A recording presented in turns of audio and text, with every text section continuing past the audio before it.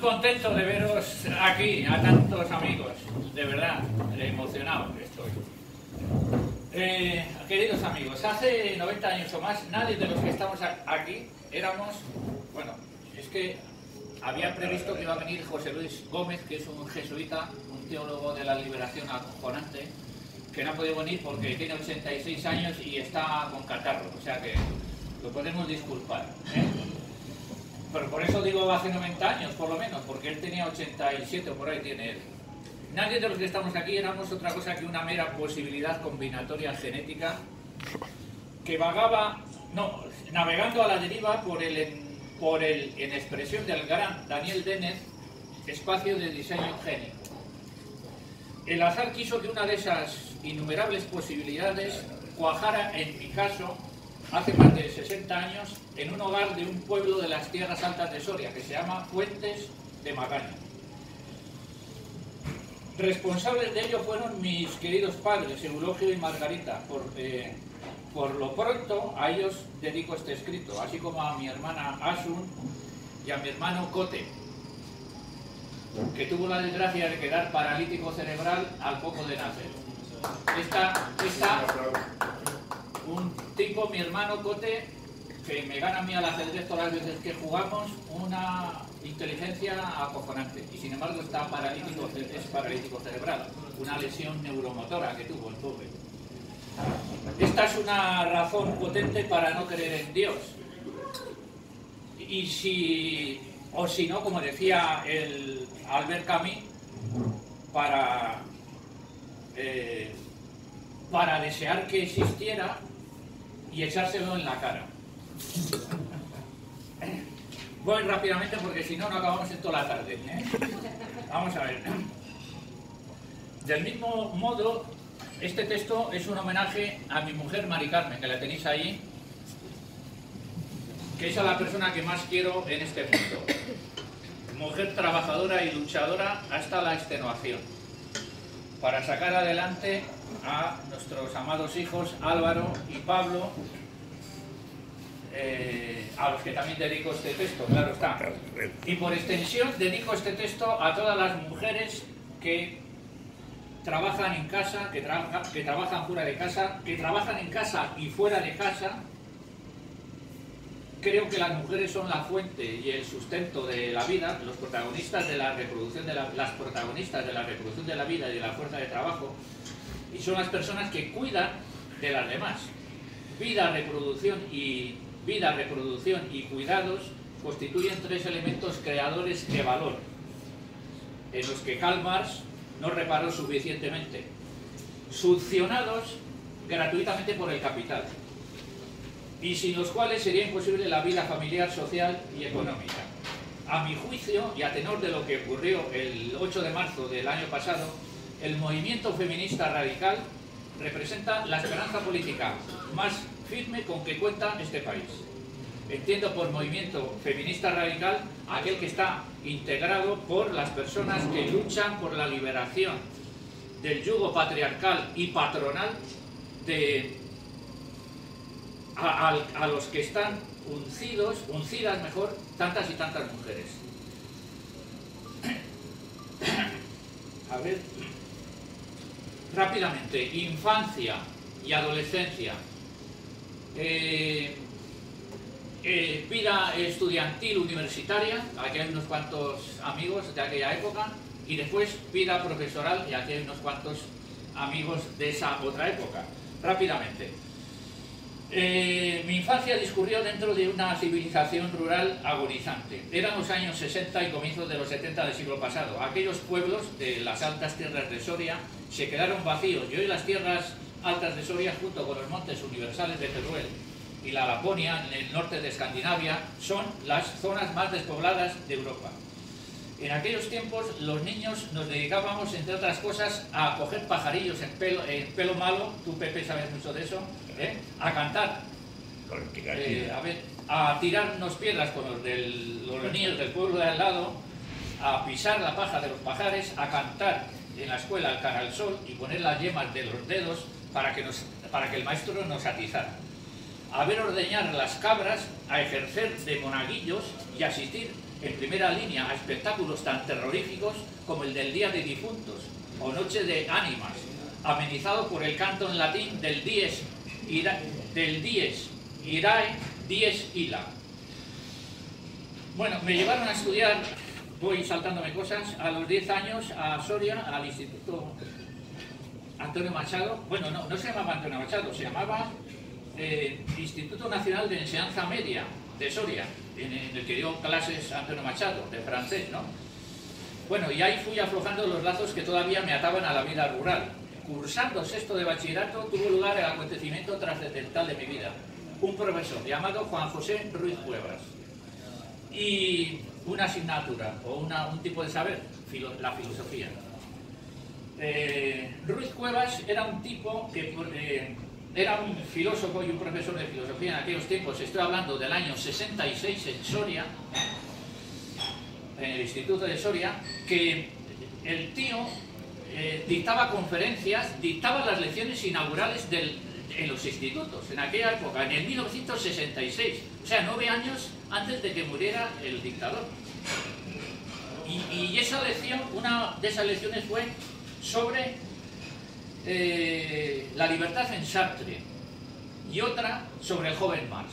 Sobre el joven Marx, en el año, está un poquito más tarde, en el año 67, en Soria, publicadas por el Instituto Nacional de Enseñanza Media de Soria. Casi estoy por votar a Vox, porque no creo yo que en ningún instituto ahora pasen estas cosas tan alucinantes. O sea, que igual vota a Vox, Luis, orégano.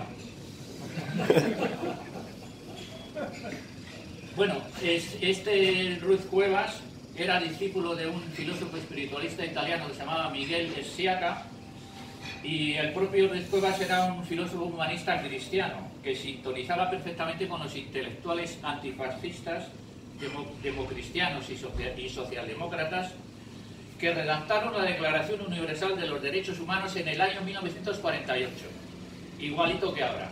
Comparar esa derecha con la derecha que tenemos ahora. Bueno, sus clases eran una gozada para todos los chavales. Había un grupillo entre ellos, dentro del cual grupo destaco a Rafa Hernández y Carlos Villuendas, que no han podido venir. Unos chavales maravillosos, ya mayorcitos como yo. Bueno, la cosa es que, marcados o atraídos por la personalidad magnética de Ruiz Cuevas, estos chicos formábamos una especie de club de filósofos adolescentes sorianos, club de filósofos vivos, ¿no? Adolescentes sorianos, que nos daba igual, o sea, que podíamos leer el Crepúsculo de los ídolos de Nietzsche, o los manuscritos de filosofía y economía de Marx, o El mundo como voluntad y representación de Schopenhauer, igual que El Quijote de Cervantes o 100 años de soledad de García Márquez.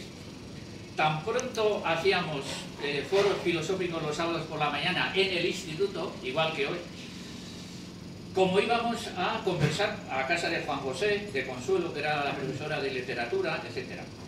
Pero el amor al saber en nosotros trascendía las paredes del instituto y tomaba cuerpo en una forma de vida a la Nietzsche, llena de energía creadora y articulada en torno a un elemento común central, la ofrenda al dios Dioniso de los griegos, a la que espabilaba un poco el astro en primavera o como máximo, como mucho en verano, rendíamos culto al dios del vino, para lo cual nos equipábamos con unas tiendas de campaña y peregrinábamos a Borja, tierra de vino de las laderas del Moncayo, cercana a la vecina Veruela, en cuyo monasterio reposó Gustavo Adolfo Bécquer para tratarse de la tuberculosis que tenía, ¿verdad? Yo ya conocía el vino de Borja por los viajes que hacía con mi padre y el piturra de mi pueblo, que en paz descansen, en una furgoneta en la que cargábamos unos 20 garrafones de vino, de 10 litros cada garrafón, con lo que ya estábamos, pues, ya teníamos para un tiempo, ¿verdad? No en vano, y sin ánimo, no en vano, y sin ánimo publicitario alguno, el vino de Borja es uno donde se ensamblan, cito textual, se ensamblan perfectamente la potencia aromática de la garnacha con la estructura tánica del tempranillo. Ya decía Eurípides, por lo demás, que no habiendo vino ya no hay amor. Al acabar el COU, Juan José, como lo llamábamos, nos animó a unos cuantos chavales de allí de Soria a estudiar filosofía a la Universidad Central de Barcelona. Fuimos a parar a un piso en la, ¿cómo se llama? Por la Sagrera, en la Meridiana, ahí en Barcelona, que resultaba que lo habían recién dejado un comando de la ETA. O sea, en fin, voy pasando rápidamente. Bueno, allí en Barcelona, pues esparcimos ese espíritu vitalista que teníamos el grupo este de estudiantes sorianos, porque fuimos 3 y allí había otro esperándonos, ¿verdad? Y pues nos fue bastante bien, a mí por lo menos. Allí hubo una especie de interacción simbiótica entre los sorianos y los catalanes que había allí. Bueno, había gente también de otros sitios, de Navarra, por ejemplo, y otros lares de este país. Bueno, la cuestión es que allí me acercaron, entre unos y otros, me acercaron a la obra de Manuel Sacristán, que estaba muy en boga en aquellos tiempos, claro, en el círculo estudiantil y en el círculo del movimiento obrero de Barcelona, que fue el introductor en España de la lógica formal y de la filosofía analítica y profundo renovador del marxismo, además de dirigente del PSUV y un hombre en verdad íntegro. Pero el filósofo que más ha influido en mi pensamiento, si es que tengo alguno, y del que espero hayan sacado provecho mis alumnos, desde el Instituto de Borja, donde empecé, y me parece que Paco fue a hacerme una visita hace muchos años, ¿verdad, Paco? Me parece que hablaste de Hegel, estaba yo dando... Estuviste antes en otro, con el que había de que nos fuimos... No, en Borja el primero. Desde el Borja hasta el Antonio Machado de Alcalá de Henares. Bueno, pues el filósofo que más ha influido en mi pensamiento fue Toni Domènech, a mi juicio el más brillante discípulo de Sacristán y el mejor filósofo político europeo de los últimos 30 años. Sé lo que digo, o soy consciente de lo que digo. No sé si la gente estará de acuerdo. Y está Habermas todavía vivo, pero lo digo y lo he dicho. Como digo, solo estuve en un curso en Barcelona. El año siguiente tuve que ir a Madrid por motivos familiares. En un principio me fastidió mucho salir de allí porque, entre otras cosas, si hubiera seguido, pues hubiera asistido a las clases de Jesús Mosterí. Tanto Toni Domènech como Jesús Mosterí murieron casi a la vez en el año 17, ¿verdad? En septiembre y octubre, dos gigantes de la filosofía española. Cuando llegué a Madrid el curso 74-75, todavía vivo el dictador genocida. Pasé de tener excelentes profesores en Barcelona como Ramón Valls a tener unos profesores escolásticos de cuyos nombres no quiero acordar. Ellos, Millán Puelles uno, por ejemplo, dominaban con puño de hierro los departamentos de la Facultad de Filosofía de la Complutense. No obstante, una minoría de profesores iban a contracorriente, entre ellos Antonio Pérez y el malogrado Ángel Currás. ¿Os acordáis? Paco y Pepe, ¿verdad? Y Andrés, que vino un poco más tarde. En torno a ellos revoloteábamos un número indefinido de alumnos. Es igual que fuéramos de la mañana que de la tarde o de cursos inferiores o superiores. Por ejemplo, Andrés, Curro, Paco es 2 cursos mayor que nosotros y Andrés, pues al revés, es menor que nosotros, que Pepe y yo, que somos del mismo curso, ¿verdad? Bueno, pues toda esa gente que revoloteaba en torno a estos profesores y algunos otros, íbamos buscando nuevos horizontes filosóficos, más allá de los dibujados por la corriente escolástica neotomista, a la sazón hegemónica en esa facultad. Quiero destacar entre ese conjunto disperso de alumnos a José Luis de la Iglesia y Ana Lucas, 2 excelentes compañeros y filósofos que murieron injustamente en la flor de la vida, y una vez que tenían la vida resuelta, porque José Luis se murió al año o a los 2 años de haber sacado las oposiciones. Y Ana Lucas era profesora titular de estética en la Universidad Nacional de Educación a Distancia. Estas son nuevas razones, en cualquier caso, para no creer en Dios, o para echárselo en cara, si es que existe, como decía el que he dicho antes. ¿Cómo se llamaba? Camus. No, el francés este. Camus. Albert Camus, exacto. Bueno, aparte de José Luis y de Ana, Jesús Cabrera Vidal, un maravilloso poeta maldito canario, que también murió, en cuya persona se confundían la poesía y la vida. Y más tarde, Marisa López Lasso, Diego Morillo y más recientemente Marta Asín. Está Saturnino ahí, que fue muy amigo suya. Compañera de José Luis. Todos ellos colegas inteligentes con los que he pasado ratos asimismo inolvidables. También Emilio Terzaga. Luis, un filósofo argentino singular, especialista en Hegel, que era un espectáculo en los seminarios que dábamos en aquellos tiempos, ¿verdad? ¿Te acuerdas? Voy pasando rápidamente porque si no... A ver, otros compañeros heterodoxos inquietos que pululaban por las clases o seminarios de Currás y Antonio Pérez, ya en el mundo de los vivos, todos estos que he dicho al final están ya muertos, pues fueron Santiago Auserón, experto en la filosofía francesa postmoderna, que fue a estudiar a París con Gilles Deleuze, doctor en filosofía con una tesis sobre la influencia de la música en el nacimiento de la filosofía y líder de Radio Futura en los años 80 y principios de los 90, prolongando su carrera musical todavía hoy bajo el seudónimo de Juan Perro. No ha podido venir porque, según me dijo el otro día, hoy está grabando en Barcelona. Francisco José Martínez, Paco, Curro, lo teníamos aquí, con las barbas blancas del Marx Maduro, ¿verdad? Catedrático de Metafísica de la Universidad Nacional de Educación a Distancia, ingeniero aeronáutico, responsable de la sección de pensamiento de la FIN. FIN es Fundación de Investigaciones Marxistas, está en Madrid. Experto en la filosofía de Gilles Deleuze, en particular, hizo la tesis sobre él, y en el pensamiento postmoderno francés en general. Viejo y solícito amigo, entrañable, buen conversador, del que siempre me ha sorprendido, dada su potente formación lógico-matemática y analítico-empírica, su mayor querencia hacia ese tipo de filosofía francesa postmoderna, a mi juicio, bastante oscura y poco inteligible. En lugar de, por ejemplo, pues haber exhibido una inclinación hacia la epistemología o hacia la filosofía basada en las ciencias, como Jesús Mosterín, por ejemplo. No sé, me hubiera parecido más lógico. Paco, ¿no? Ya hablaremos de eso.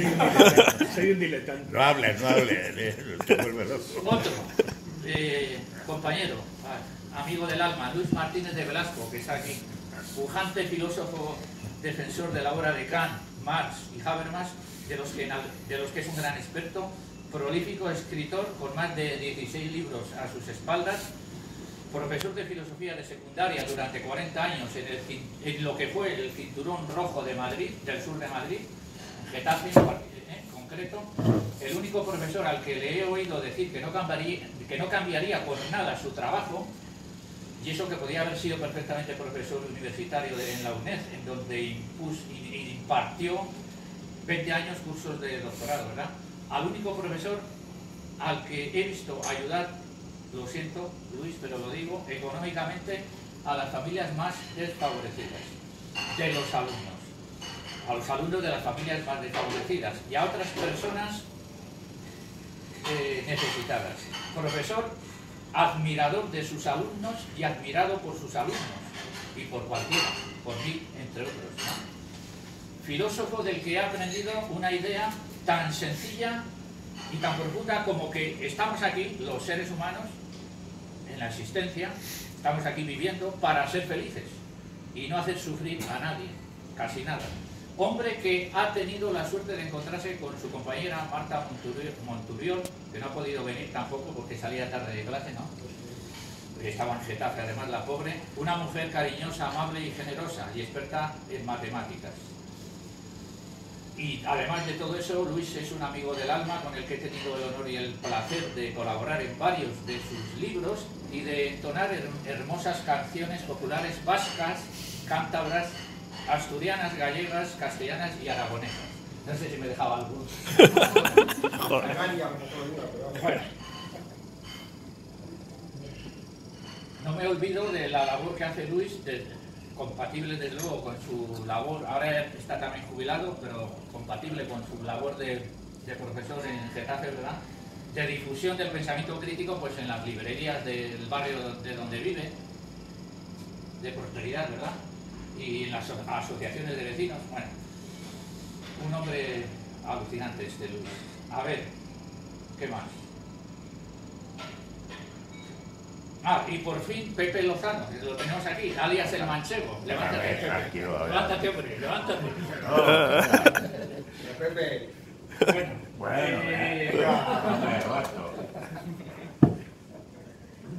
viejo camarada de andanzas políticas, militantes los dos en una célula clandestina de la OPI, que era la oposición de izquierda del Partido Comunista de España, una escisión leninista, Pepe. Uno de los pocos resistentes que no se han doblegado, como diría mi paisano Marcelino Camacho. Un firme y constante luchador sindical en la CGT, autor de una pregunta conmigo: ¿a quién hay que meter en la cárcel? ¿Al capital o al capitalista? Y de la célebre y muy comentada tesis del feudalismo eterno, que apareció reseñada en la revista Triunfo. Pregunta y tesis que hicieron doblarse a un conferenciante como Fernando Savater, ¿verdad?, quien se vio obligado a invitarle a que ocupara su lugar. O sea, que Pepe diera la conferencia en vez del Savater. Todo ello ocurrió en Cádiz, en uno de los primeros congresos de filósofos jóvenes, allá por los últimos años de los 70 o primeros de los 80. Todo esto es y ha sido Pepe, compañero de viaje, viejo amigo, buena persona, filósofo intuitivo y popular y adjunto a correrías sin fin. De mi vida laboral paso a este sector, diré poco. Antes quiero apuntar las dos cosas más importantes de la época de los 80, mi matrimonio y la FIN. La FIN es Fundación de Investigación de Marxistas, me parece que lo he dicho antes, ¿no? Esa década de los 80 conoció el desarrollo y apogeo de lo que se dio a llamar la movida madrileña, que venía auspiciada por el alcalde socialista Enrique Tierno Galván. Me enamoré de Carmen al compás de las canciones de Radio Futura: La estatua del Jardín Botánico, Escuela de Calor, Semilla Negra, El tonto Simón, La negra flor, Annabel Lee, que está inspirada en un poema de Edgar Allan Poe, y otras muchas canciones que eran y son y serán canciones maravillosas. No en balde, Radio Futura fue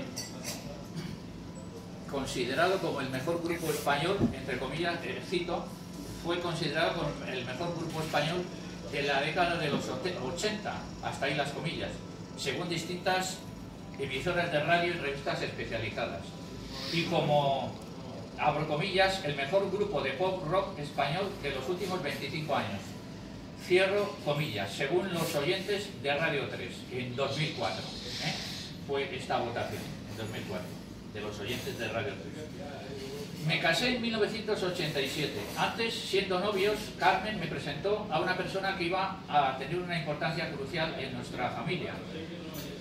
Y en la familia de mi mujer, José Luis Gómez Morales, es el que falta, de los que podían venir, pero que no ha podido al final, el pobre. Es un jesuita cristiano de base, teólogo de la liberación, aunque a él no le gusta que lo llamen así, teólogo de la liberación. Pero yo sí creo que tiene sentido llamarlo así, sobre todo, aunque no lo conocéis aquí casi, bueno, lo conocéis unos cuantos, no sé. Pero yo sí creo que tiene sentido llamarlo así, sobre todo si quitamos... Bueno, no, esto lo... Creo que tiene sentido llamarlo... Borrarlo. No sé si teólogo, pero por lo menos un tipo que intenta liberar a las personas de muchas cosas que son... Pues que no son agradables, por lo menos, y que no son... Bueno, entre otras cosas, a nosotros, a mi familia, digo, nos ha ayudado a quitarnos la mala hostia de encima. Nos ha ayudado a tener alegría para vivir, hombre. A cabrearnos ante las injusticias, a luchar por la liberación real de los oprimidos y explotados, a amar al prójimo, a querernos, a gozar de los sentidos. Voy acabando, no os preocupéis que voy acabando. A entender y gozar las películas de cine, las obras de teatro, la historia del arte, la belleza. Nos invita siempre a dialogar, a vivir en paz, a mirar al cielo. Yo le digo que con él se puede ir al fin del mundo, pero no a ningún juicio final. Es decir, somos hermanos en la lucha, en la práctica, aunque me imagino que siempre, lamentablemente, nos separará la justificación última del viaje. Yo lo justificaría el viaje de otra manera que como él, ¿no? Digo, el viaje, la estación de llegada del viaje. No lo sé, tendría que estar. Parque Los Callados. Tendría que estar él aquí, ¿verdad, Pepe? A Sí. medida que íbamos acabando Parque Los Callados, dilo. la carrera, nos íbamos incorporando a la FIN, a la Fundación de Investigaciones Marxistas, en una especie de reedición madrileña del Club Soriano de los Filósofos Adolescentes Vivos. Allí hacíamos seminarios de filosofía y afines, en la FIN, y discutíamos, cuando estaba en la sede de la calle Alameda. ¿Cómo se llamaba? Alameda. Alameda, sí, por ahí por Atocha, cerca. Allí hacíamos seminarios de filosofía y afines y discutíamos apasionadamente. Fueron los mejores años de la FIN, a ver si podemos entre todos, con Paco a la cabeza, ponerla otra vez en el candelero. Dos figuras que brillaban con luz propia en aquel trasiego de personas y programaciones fueron José Luis de la Iglesia, ya he hablado de él, y Ana Lucas. Ahora voy a decir unas poquitas cosas de ambos. José Luis era un gran pensador, un ontólogo de primera línea, experto en la obra de filósofos españoles en el exilio. Autores como Eduardo Nicol, José Gauss y sobre todo José Ferrater Mora, ¿verdad? El gran diccionario de filosofía. Fue compañero de clase mío y de Pepe. Tuve mucha relación personal con él. Su familia, humilde, formaba parte de la clase obrera madrileña, que estaba distribuida por los distritos sureños de Madrid. Su padre pertenecía al Partido Comunista de España. No he conocido a nadie que encarnara tan modélicamente el semblante del filósofo y el propio quehacer filosófico. Estaba muy interesado por las ciencias, buen poeta y aficionado a todos los campos de la cultura. No recuerdo bien si fue en esta etapa de la FIN o en otra anterior del Club de Amigos de la UNESCO, que estaba en la Plaza Tirso de Molina, cuando me presentó a Saturnino Sánchez, que está allí grabando. Un buen amigo desde entonces. Satur es físico e ingeniero técnico electrónico, una bella persona, siempre alegre y con buen temple, y muy puesto en cuestiones científicas y tecnológicas. Y me ha ido informando y me sigue informando de las novedades bibliográficas que me pueden interesar. También con él hemos discutido mucho en la frontera de la física y la cosmología, la frontera de la física y la cosmología y de la filosofía. Conocí a Ana Lucas en aquellos años de estudiante en la Facultad de Filosofía de la Complutense, tiempos filosófica y políticamente revueltos de la transición a la democracia. Una etapa muy peligrosa. De hecho, murieron algunos estudiantes en manifestaciones. Ana era la alegría de la huerta del mundo filosófico madrileño, cuando menos. Trabajadora incansable, fue la máxima autoridad en España en la obra de Walter Benjamin. Ana fue una enamorada de la belleza, del estudio teórico y de la vivencia de la belleza, de la historia del arte. Amiga de sus amigos, de sus amigas o de sus amigos, desprendida, nada le era ajeno. Su pérdida produjo una gran conmoción en el mundo de la filosofía española. Creo que fue suya la idea, o de ella y Paco, a la limón, de escribir un libro sobre Antonio Machado y la filosofía, en el que además de ellos dos, de Ana y Paco, participamos José Luis de la Iglesia, Luis Martínez de Velasco y yo mismo. Fue publicado por la editorial Orígenes en el año 1989 y reimpreso por la FIN en el 1993. Uno de los ejes temáticos estudiados y discutidos con mayor insistencia en los seminarios de la FIN fue el marxismo analítico. Una corriente que nació y arraigó en el mundo anglosajón a finales de los 70 y que estuvo en boga en la década de los 80. Tuvimos la suerte de contar con Andrés de Francisco, que está allí, quien estaba escribiendo en aquel tiempo su tesis doctoral sobre ética normativa y marxismo analítico. La leyó en 1990 en la UNED. Ahora Andrés, que hizo la carrera de filosofía en la Complutense después de que nosotros la acabáramos, está a punto de ser catedrático de Sociología, si es que no lo es ya, de la Facultad de Sociología y Ciencias Políticas de la misma universidad. Andrés es otra mente privilegiada, como la de Paco. A mi juicio, el discípulo más brillante de Toni Domènech, como lo demuestra sus dos últimos libros publicados sobre republicanismo. Teórico social con formación filosófica y filósofo político con formación científico-social. Atención al cuarto y último libro que ha escrito Andrés y que verá la luz pronto, titulado Visconti y la decadencia. Un librito en el que analiza magistralmente 4 películas fundamentales de la cinematografía del director italiano, poniendo en juego sus conocimientos filosóficos y revelándose como un gran narrador histórico-político y un escritor con un extraordinario talento literario. Debo mucho a Andrés, a su rigor, a su claridad expositiva y conceptual, su estilo analítico, su exigencia de coherencia en los razonamientos y su recuerdo de la necesidad ineludible de aportar datos empíricos en los análisis económicos, sociales y políticos. Amigo desde hace años, es un tipo muy generoso y afectivo, sensible y cariñoso, igual que su mujer Marijose, que está también ahí, formando con sus 2 hijos, Sergio y Dani, una familia entrañable. Acabo con unas palabras de reconocimiento de los que estáis aquí a la derecha mía, que no a la izquierda política, a la derecha geográfica, como se dice, ¿verdad? ¿O no?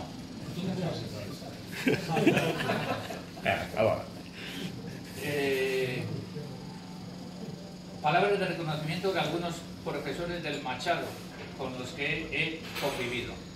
Tengo recuerdos gratos de Marta Crespo, que no ha podido venir porque da clases por la tarde precisamente. Mujer buena y excelente profesora de griego. Un día accidentalmente escuché detrás de la puerta de su clase de griego parte de un discurso sobre mitología griega del que quedé absolutamente prendado. Borja Villa, aquí también con nosotros, un buen tipo, sobresaliente profesor de filosofía, a un joven con seductoras cualidades expositivas que atraen a sus alumnos, valiente profesor espartaquista, que no esconde en sus clases, yo tampoco lo hacía, otras opciones de política y de política económica distintas de las predominantes. Un lujo para la enseñanza pública. Luz Gómez Llorente, que no está porque se murió en el año 1912, del que me expuso de decir nada, pues escribí a su muerte una necrológica que fue publicada en la revista digital Sin Permiso, de la que fue editor general Toni Domènech. Por cierto, el propio Toni me publicó otro artículo en Sin Permiso sobre un foro que organicé en mi pueblo, que organizo un foro en mi pueblo en el verano, que no viene ni Dios de los que estáis aquí, joder. Ah, bueno, Alfonso sí, joder, Alfonso vino dos veces. Un comentario crítico de un debate político que monté en mi pueblo, porque era en el año 2015 en el que hubo muchas elecciones, como va a haber ahora pronto, ¿verdad? Y entonces hice un comentario crítico sobre ese debate político y me lo publicó ahí en Sin Permiso, Toni. Alberto Ochaíza, que no está tampoco, pero que estuvo en el Machado unos cuantos años, ¿verdad? Y porque le hemos perdido el rastro, no tenía el teléfono, una buena persona, excelente profesor, enamorado de su profesión, de la filosofía, experto en el pensamiento fenomenológico hermenéutico del filósofo cristiano francés Paul Ricoeur, alma mater de un grupo de trabajo del que formamos parte unos cuantos profesores de varios institutos de Alcalá, entre ellos Julián Machado, que está aquí. Es este chico que está aquí. Aquí entre nosotros, bueno, vale. Otro profesor, digo Julián Machado, que honra la educación pública. Persona muy amable y diligente, espléndido filósofo y profesor de filosofía, uno de los pocos colegas que lucha desde la APA, Asociación de Profesores de Alcalá de Henares, ¿verdad?, por la dignificación del trabajo docente y del trabajador docente y de la propia y del propio sistema de enseñanza, que está bastante deteriorado, ¿no? Cada vez más convertido en un circo y en una farsa, como sabéis y sabemos los que estamos aquí, de institutos. Alfonso de la Puerta, que está aquí también, amigo, buena persona, cristiano de base, a punto de leer su tesis doctoral sobre Saber Zubiri, profesor de filosofía muy meticuloso en lo que se refiere a la preparación y diseño de exámenes y a su corrección. Es decir, un muro infranqueable para la llamada nueva pedagogía. Pedro Barruso, que no ha podido venir tampoco, un típico vasco bonachón, socialista, profesor de historia y excelente historiador, de los que se pasan horas y horas y se han pasado en los archivos, como para que le vengan ahora unos cuantos, para que le vengan ahora con cuentos chinos estos historiadores revisionistas de 3 al cuarto. Ya sabéis a quiénes me refiero. Chema Linares, que está allá. Compañero de Pedro, porque también es profesor de historia del departamento del Antonio Machado, jubilado ya, por tanto, club al que he accedido yo hace un mes y pico, ¿verdad? Actor dramático, activista comprometido con la causa de los derechos humanos, socio de Amnistía Internacional. Hace falta gente como tú. Félix Gómez Alba, que está al lado, también aquí, otro miembro reciente del Club de los Jubilados, antes que yo se jubiló de todas formas, ¿no? En septiembre, algo así. Persona simpática y solidaria, un espléndido físico y un magnífico profesor de física, organizador para sus alumnos de conferencias de física de partículas y cosas así, para los de primero y segundo de bachillerato, al menos 2 por curso, amigo del que he aprendido muchas cosas de física y con el que he discutido también en la frontera de la física y la cosmología y la filosofía. Gema Solache, que no ha podido venir tampoco, muy buena profesora de música, aunque solo sea por la voz que tiene, como comprobé accidentalmente también un día, cuando ella estaba cantando en clase con sus alumnos y yo estaba haciendo guardia en una clase de al lado. Me dejó patidifuso. Jefa del departamento de música, que va como una seda, compañera de habitáculo, porque el departamento de filosofía y de música pues compartía la misma habitación, ¿verdad?, en el instituto, y con la que hemos pasado pues muchas horas allí, sumando unas y otras horas, ¿verdad? Carlos Pérez, que está aquí también, profesor del departamento de música, excelente persona, amable y solidario, que se las arregla siempre para dar con el término medio en las acciones y en las pasiones. O sea, un virtuoso moral en el sentido de Aristóteles. Que lo creas o no, lo eres. Ya te lo digo yo. Persona preocupada por el bienestar de los demás, con quien se puede ir al fin del mundo. No sé si al día del juicio final. No, tampoco. Profesor modélico que dignifica asimismo la función docente en la enseñanza pública, muy puesto en el análisis musical. Susana García San Pedro, que está al lado de Carlos, espléndida profesora de música, aunque solo sea porque un día me enseñó de forma perfectamente inteligible la relación entre música y matemáticas descubierta por Pitágoras. Sí, me lo enseñaste muy bien. Alma mater de las abundantes actividades intraescolares y extraescolares que programa el Departamento de Música, de cuyos 3 componentes siempre llevaré, como dije el otro día en el discurso más breve que este, en el Antonio Machado, ¿verdad?, del que siempre llevaré la huella de generosidad y compañerismo que han impreso en mí. Por fin llego a mis 2 compañeros del alma, a pesar de ser miembros del mismo departamento. María José Serrano, que está ahí,